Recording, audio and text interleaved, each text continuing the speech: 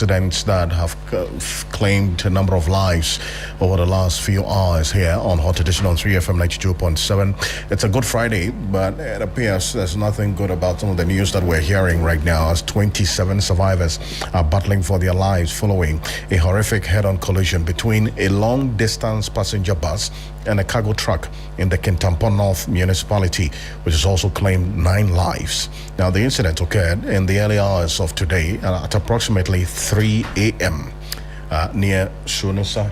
And also, what we're hearing is that this passenger bus with registration number GS256420 traveling towards Wedana in the Posigat district collided with a cargo truck registration number GR4958K, which was transporting tomatoes towards Kumasi in the Ashanti region. Emergency responders rushed the injured to nearby health facilities where several remain in critical condition. Now let's cross over to the ground now. My colleague Belinda Tete, who has been to this accident scene and following up on these injured persons that you're doing, is connecting with us on the telephone right now. Belinda, good evening. Thank you for connecting with us. Hello, Belinda, can you hear us? Hello, Belinda. Hi, Alfred. Great. Now, you were at the accident scene earlier. Now, tell us exactly what you observed when you went there. Right. The scene was actually heartbreaking. About 9 persons have been concerned. Now, when I go to the scene, 8 persons died on the spot, including the driver and 7 other passengers. And upon getting to the hospital, the rest who were able to survive and got to the hospital, one actually passed away right upon arrival at the Kintampo Municipal Hospital. And even the ones who survived, the 27 who survived and are receiving treatment, I am told about 6 of them are in a life-altering condition, and it will actually take divine intervention for them to be able to come back to life. But the rest are receiving treatment quite well, and we are hopeful that they should be able to get back on their feet. And I asked, an eyewitness tells me that it was around 3 a.m. when the incident happened, and the area where the incident happened is called Sonwase. This is a small town in the Kintampo North municipality. The bus was actually headed towards Wedana in the Posigat municipality.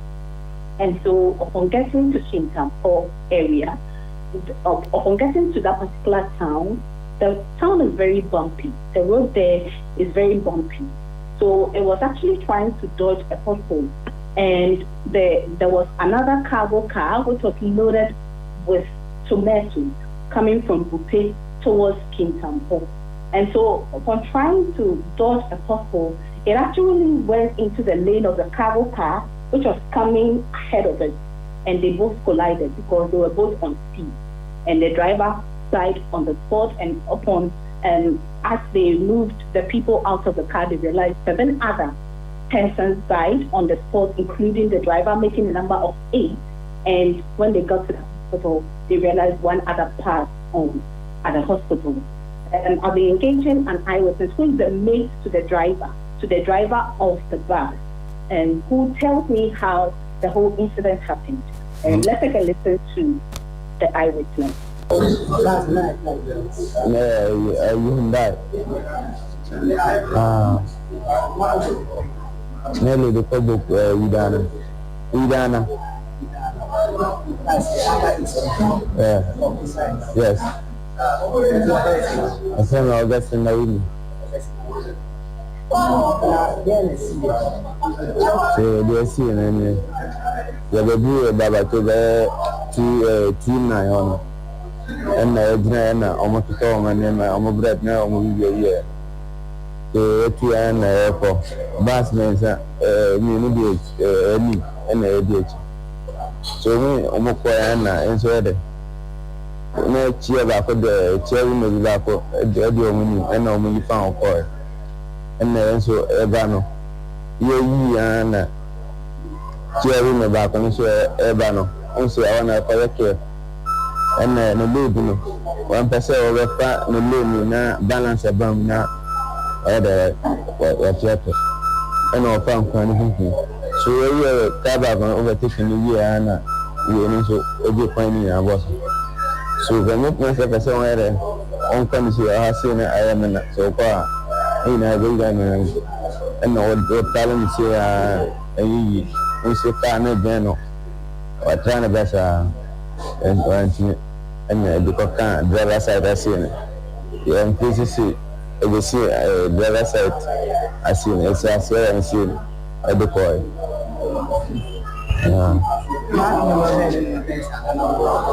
okay.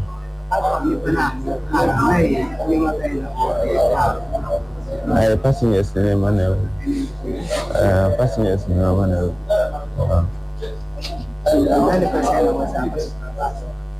No, Nita, no full load. I have 45. Now, Belinda, quite heartbreaking from what we're hearing right now. So, this particular area where this accident happened, with us claimed 9 lives, several persons battling for their lives right now. Just update us. How many are the injured at the various health facilities as we speak? So we currently have 27 at the municipal, King Tampo Municipal Hospital to be precise. They are all receiving treatment there. And 6, I'm told, are in very, very dire condition. But the rest are quite receiving treatment. But this very area, this particular Soronwasi area, the stretch, it records high numbers of accident cases. Even the MC, I spoke to the MC when I got there because he was at the scene to observe the whole situation and to help them clear the debris. When I got there, he tells me that just last week, another incident, like a similar incident happened, but we were just lucky that we didn't record any fatalities and we didn't record any injuries. But one car also trying to dodge a pothole bumped into a tree, and even the mark was there. The mark was on the tree. You could see the car hit the tree and it made a mark there. So he actually used the opportunity to call on the road safety to, as a matter of urgency, do something about the stretch, because every time we hear about accident cases in this region, it's mostly on that stretch, on the King Tampo Tamale stretch, and it's becoming one too many. Let us listen to what the MC for the area has been saying. So, but before that, that's just to establish the fact that this is an accident-prone area, correct? That yes. We've had a number of cases of the incidents over there in the past that has claimed lives. Exactly. Okay. Let's take a listen to the MCU that you spoke to earlier today regarding this rather unfortunate incident, which we're monitoring right now, that has claimed at least 9 lives on this stretch, which we understand is an accident-prone area. This is one of the horror scenes as a result of bad roads, the potholes that have developed in this King Tampo Bope stretch of roads. It was an attempt in dodging these potholes. A trailer, it veered off, and this is where it ended up. So this is one of the scenes that just last week that this incident happened. The car was just towed away some few days ago. So King Tampo Municipality, as the municipal chief executive, we are really pleading with the Ghana Highway Authority. Something must be done immediately on this potholes issue so that it ends the killing of very innocent Ghanaians. So that's the plea of the MC there. Now, this is a direct call to the National Road Safety Authority. But how about the injured? You've been to some of these health facilities where they are receiving treatment. Are you able to tell us exactly how you're doing right now? What is going on? Yes, as I'm speaking to you, aside the 6 who cannot concern their situation now, because from the doctor's own mouth, they tell me that they are in a life-derailing situation, and it would take a divine intervention for them to get back on their feet. Aside the 6, the rest are actually responding well to treatment, and hopefully within a few days they should be able to to go back home and live their lives normally, even though the injury is quite severe. But at least they are responding to treatment quite well. And we've also had some family members. Before I left the hospital, we've had quite a number of family members coming in to check in on the persons who've been injured and also the persons who have lost their lives. Some, we've been able to get some family members who have come in to identify the body. And so as it stands now, at least the family members are in touch and they've been able to respond they've been able to respond swiftly to attend to the persons who have been injured. Belinda, thank you so much for this update. Appreciate you. That's Belinda Tete is our Bono regional correspondent who's giving us an update on this rather unfortunate development we've been following quite for some time now. Now, 27 survivors are battling for their lives following a horrific head-on collision between a long-distance passenger bus and a cargo truck in the Kintampo North municipality, which has also claimed 9 lives as we speak. The incident occurred in the early hours of today, approximately 3 a.m., and a passenger bus with registration number GS256420 traveling towards Wedana in the Posika district collided with a cargo truck, registration number GR4958K, which was transporting tomatoes towards Kumasi. Emergency responders rushed the injured to nearby health facilities where several remain in critical condition. That's what we're hearing right now. And even with the persons who are receiving treatment now, we understand 2 persons were confirmed dead in some of these health facilities. Then we're keeping an eye on this one. I'll be updating you as we go on. But unfortunately, this is not the only accident or road accident on a Good Friday that we are monitoring here on Hot Edition on 3FM 92.7. There's been another accident earlier today around the Kwashiman area, and Yonam is going to give us an update on that as well. This accident that we understand has claimed some lives as well earlier today. This involving another truck again. Yes. And Yes, right, Alfred. Very unfortunate this morning. A tragic road accident at the Kwashiman has left several people feared dead following a violent collision between a passenger bus and a truck within the early hours of Friday, April 3. Now, the crash occurred around 4 a.m. where a grand bed bus traveling from Takrady towards Sotium attempted to turn at the Kwashiman traffic light. Now, at the same time, a truck loaded with onions were approaching the intersection from La Paz direction heading towards Kaswa. Well, eyewitness and reports indicates that the truck was moving on an amber light when the bus driver proceeded with a turn. Now, despite repeated honking by the truck driver to warn the bus, the 2 vehicles collided with significant force. The impact forced the truck off its path, causing a veer into pedestrians who were guarded at the traffic light waiting to cross the road. Now, some eyewitnesses described the scene as devastating, with extensive damage to the vehicles and multiple casualties, sparking panic among the bystanders. The bus has been reported to have been carrying passengers traveling to attend a convention. Now, the Ghana Police Service says the scale of the crash has made it difficult to immediately confirm the number of fatalities and injuries, as investigations are currently underway to establish the full circumstances surrounding the incident. And thank you very much. Not a Good Friday as we're having it, isn't it? Right. Very unfortunate. Sad one.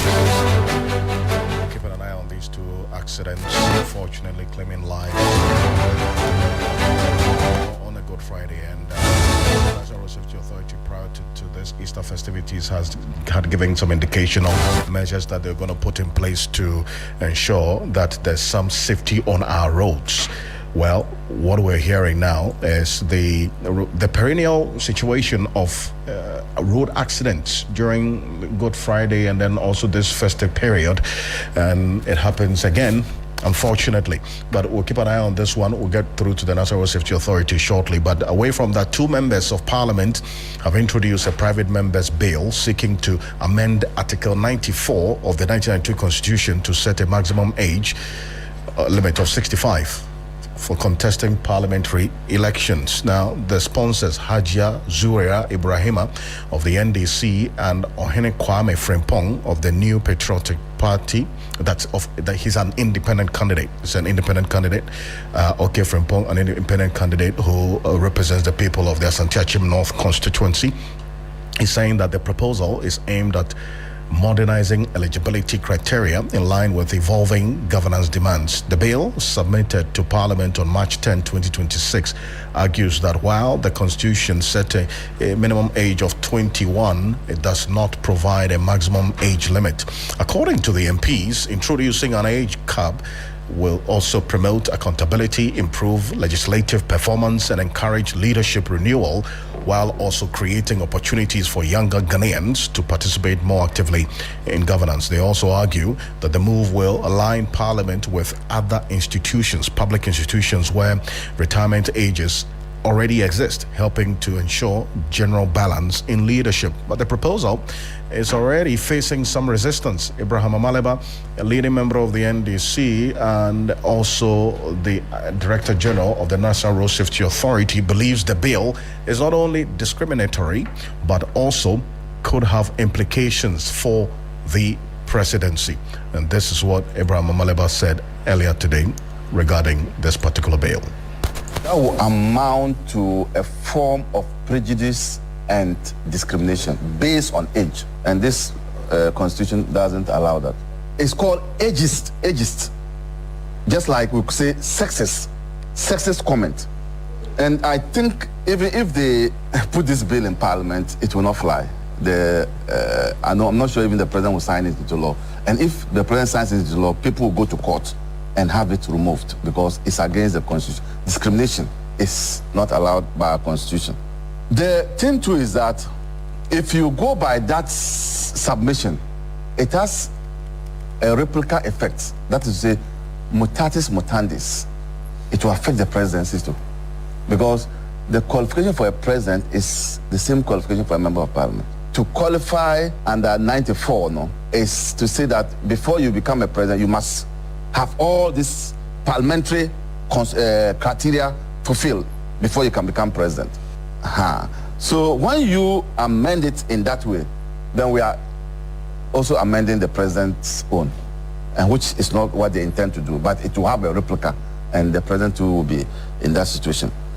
But do they also recognize, two MPs recognize that these same matters they are discussing or they are putting forward are considerations by constituents when they are electing somebody to parliament? Because they will say you are too old. They will say the work of parliament is too hard, so we won't vote for you. Or your opponent will use those things. So there's a sieving process. And the sieving process is looking at the same things that they have raised. In any case, when we used to have people like J.H. Mensah and co in parliament, did you see fisticuffs in parliament? The reverse of it is that you are also going to send young men who have so much energy, and they'll turn parliament into a boxing field.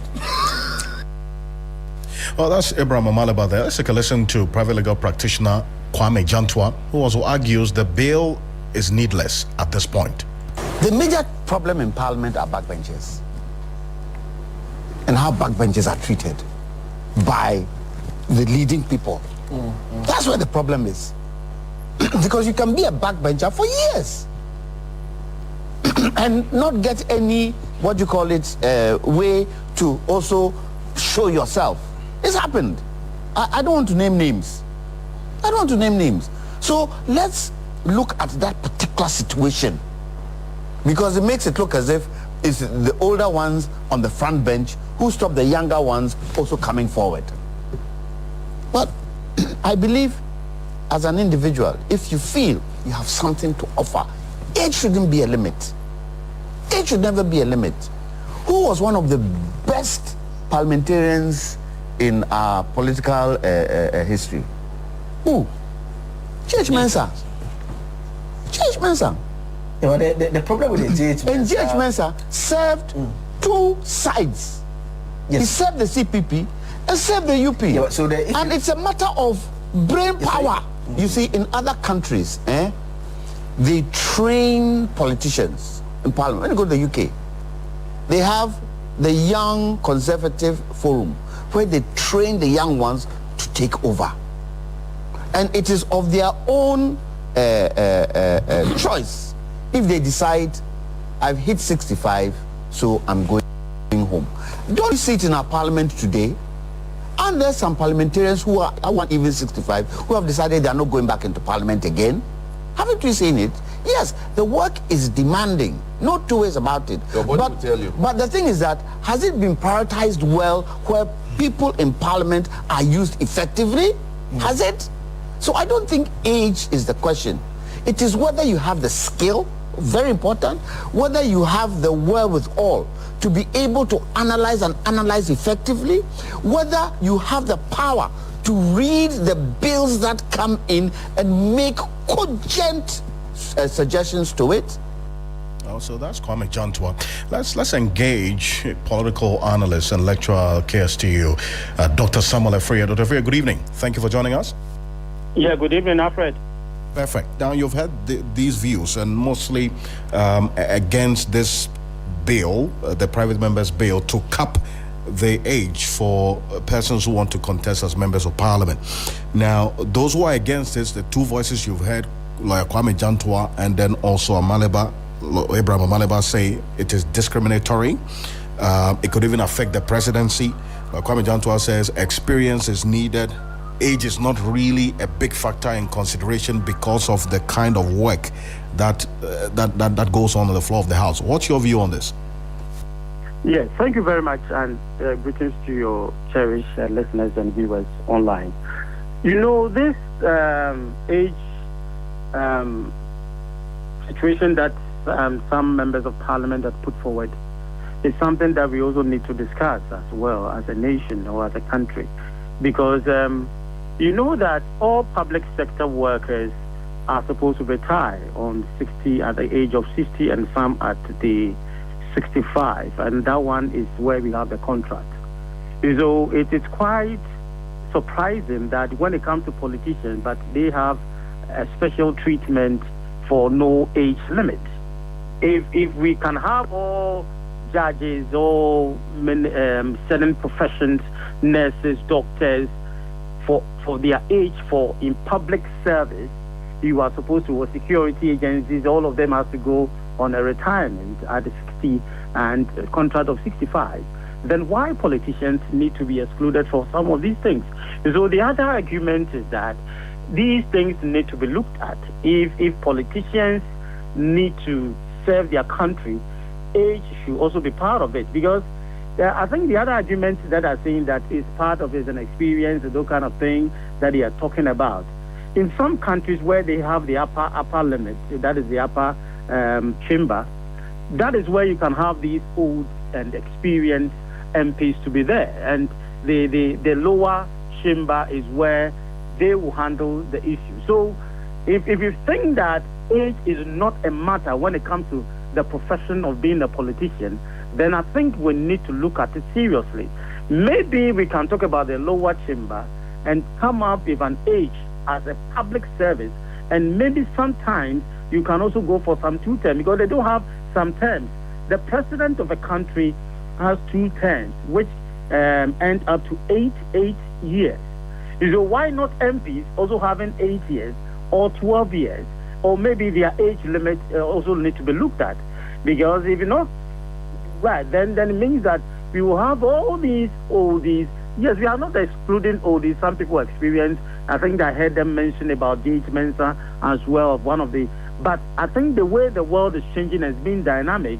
If we need to change or come out of the age, then I suggest and recommend that we need to have an upper chamber where all those experienced and people that they are talking about will be there, and the lower chamber or the House of Representatives or maybe our Parliament can't also have the age limit to be there. And I think Amaliba was saying it's discriminatory, but I would rather say that it's discriminatory in public service when politicians are excluded from age limit for not being part of the retirement age for public servants, because they are also public servants. Maybe they are also serving the country in a different direction, and that is what I think that we all have to look at as a country. So I think the bills, but quite unfortunately, Alfred, I don't think that the bill will even last, because those that will be affected are those that are going to sit or even deliberate on that. So I think that it might even not get into the destination that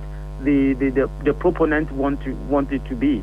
I'm sorry, because I think it will be thrown out of Parliament when it gets there, because it's going to affect most of them that think that it will affect their career of being a lawmaker or the otherwise. Thank you so much, Doc. Appreciate your time on this. And Dr. Samuel Efriye there is a political analyst, also a lecturer, joining us here on Hot Edition. Before we go, car dealers at Bantama State Experimental say they will resist any attempt by the Kumasi Metropolitan Assembly to evict them from their current location. The local authority has given the garages a week to relocate them, and William Evans Income has been interacting with them. For 60 years, these car dealers have been operating here, a livelihood for many. Now, these dealers live with uncertainty. An eviction notice has been served on them by the KMA. Our checks revealed the local authority needs space for the construction of stores. Recent meeting with the local assembly to give them ample time to prepare was not successful. They have less than 2 weeks to move out.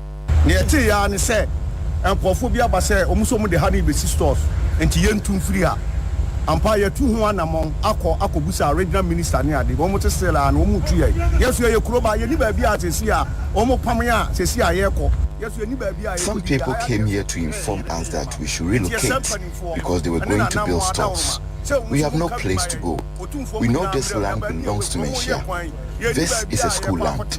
And it is a from them. Land is a school for state guests.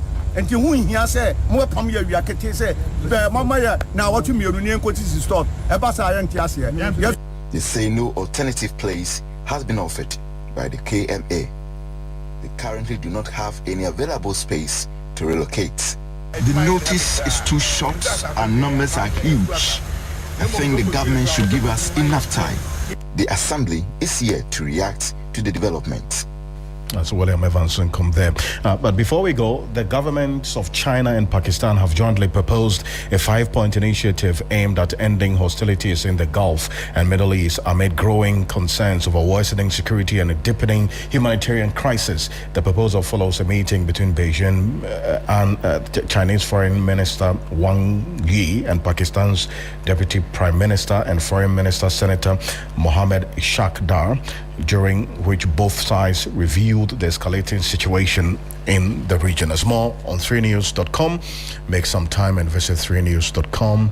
On behalf of the rest of the team, do appreciate your company. Join the News 360 on TV3 at 7 p.m. and also Ghana Tonight at 10 p.m. I am Alfred Okanse. Have a great Good Friday evening. Accra, it's time. Celebrate